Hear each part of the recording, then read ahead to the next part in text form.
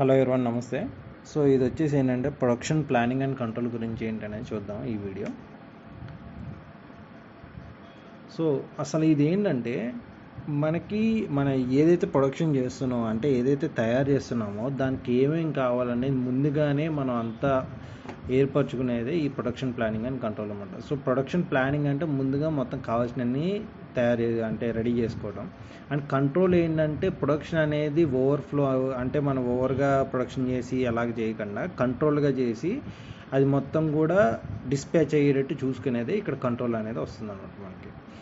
So ఇక్కడ మనకి అసలు ప్రొడక్షన్ ప్లానింగ్ అంటే ఏంటి? సో ఇక్కడ ప్రొడక్షన్ ప్లానింగ్ అంటే ఏంటంటే సో మనకు వచ్చిన ఆర్డర్స్ ఏవైతే ఉన్నాయో సో దాన్ని ఎప్పుడు ఎక్కడ ఎలాగా మనం దాన్ని తయారు చేస్తున్నాం అనేది ఇక్కడ వస్తుంది అనమాట. సో దానికి కావాల్సిన రా మెటీరియల్ ఏంటి, బిల్ ఆఫ్ మెటీరియల్ అంటే ఏమేమి పార్ట్స్ ఉంటాయి, ఒకవేళ దాంట్లో పార్ట్స్ లేకపోతే ఒకవేళ బయట నుంచి తీసుకురావాలంటే దానికి ఎలాంటివి కావాలి అనేది దీంట్లో మనకి ఇంక్లూడ్ అవుతుంది అనమాట.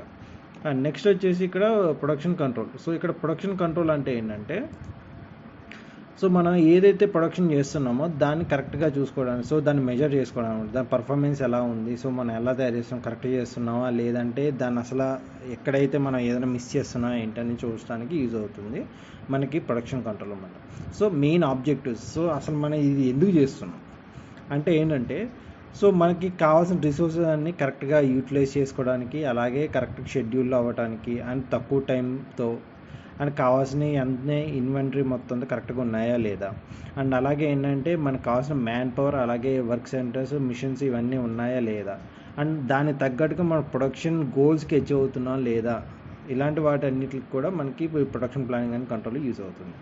సో ఇంకా బెనిఫిట్స్ ఏంటంటే మనకి ఇక్కడ మ్యానుఫ్యాక్చరింగ్ కెపాసిటీ అనేది ఆప్టిమైజ్ చేసుకోవచ్చు. సో ఆప్టిమైజేషన్ అంటే ఏంటంటే మనం ఎక్కడైతే ప్రాబ్లమ్స్ ఉన్నాయో అవన్నీ కూడా క్లియర్ చేసుకుని మనం దాని కెపాసిటీ అనేది ఇంక్రీజ్ చేసుకోవడానికి వీలవుతుంది అనమాట.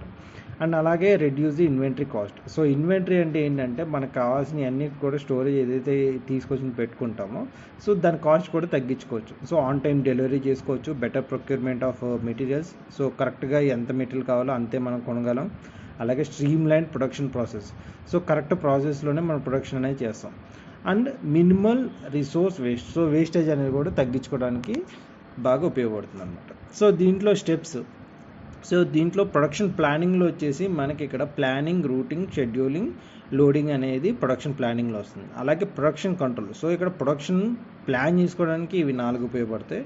అండ్ ఇక్కడ కంట్రోల్లోకి వచ్చేటప్పటికి dispatch, follow up, inspection and correction అనమాట. సో ప్రొడక్షన్ అయిన తర్వాత ఒకవేళ దాంట్లో ఏమైనా ఫాల్ట్స్ లాంటివి ఉంటే దాన్ని ఏ విధంగా మనం అధిగమించవచ్చు అనడానికి ఇది ఉపయోగపడుతుంది అనమాట.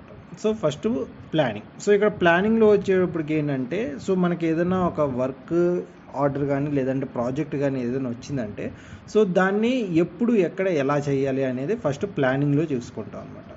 సో నెక్స్ట్ వచ్చేసి దానికి రూటింగ్. సో రూటింగ్ ఏంటంటే మనకి ప్రొడక్షన్ దగ్గర అంటే మనకి రా మెటీరియల్ వచ్చిన తర్వాత సో దానికి ఎంత కావాలి, ఎక్కడ యూటిలైజ్ చేయాలి, ఎంత టైం పడుతుంది ఏంటి, ఇవన్నీ కూడా రూటింగ్లోకి వస్తుంది అన్నమాట.